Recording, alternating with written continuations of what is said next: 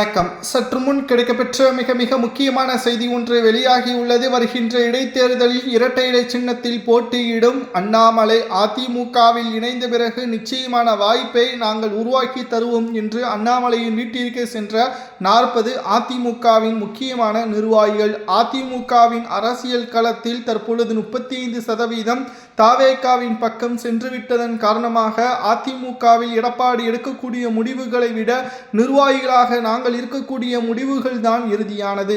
அண்ணாமலை அவர்கள் தற்பொழுது பாஜகவில் இருந்து வெளியேறி தாவேகாவில் ஒட்டுமொத்தமான எதிர்ப்பு அலைகளை தற்பொழுது அண்ணாமலை அவர்கள் தனது வசம் வைத்திருக்கிறார்.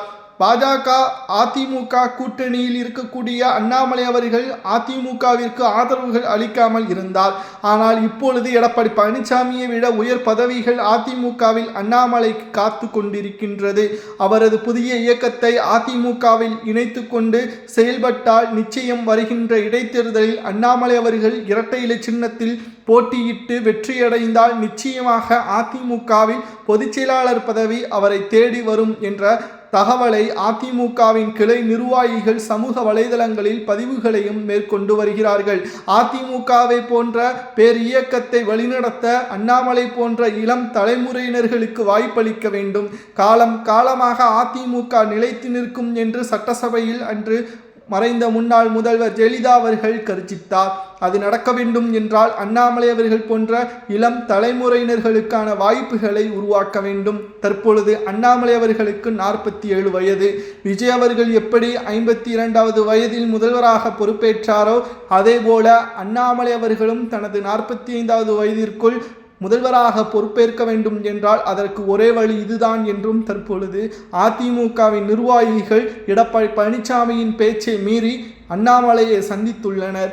இது எடப்பாடி பழனிசாமி அவர்களுக்கு கோபத்தை ஏற்படுத்தினாலும் அவரால் எதுவும் செய்ய முடியாது. அதற்கு காரணம் என்ன தெரியுமா? அதிமுகவில் இருக்கக்கூடிய நிர்வாகிகள் 35% தாவேகாவின் பக்கம் சென்று விட்டார்கள். மீதமுள்ள 65% நிர்வாகிகள் எடப்பாடிக்கு எதிராக இருப்பதன் காரணமாக எடப்பாடி பழனிசாமி அவர்கள் தற்காலிக பொதுச்செயலாளராக நீடிக்க வேண்டும் என்றால் நிர்வாகிகளது பேச்சை எடப்பாடி நிச்சயமாக கேட்க வேண்டும்.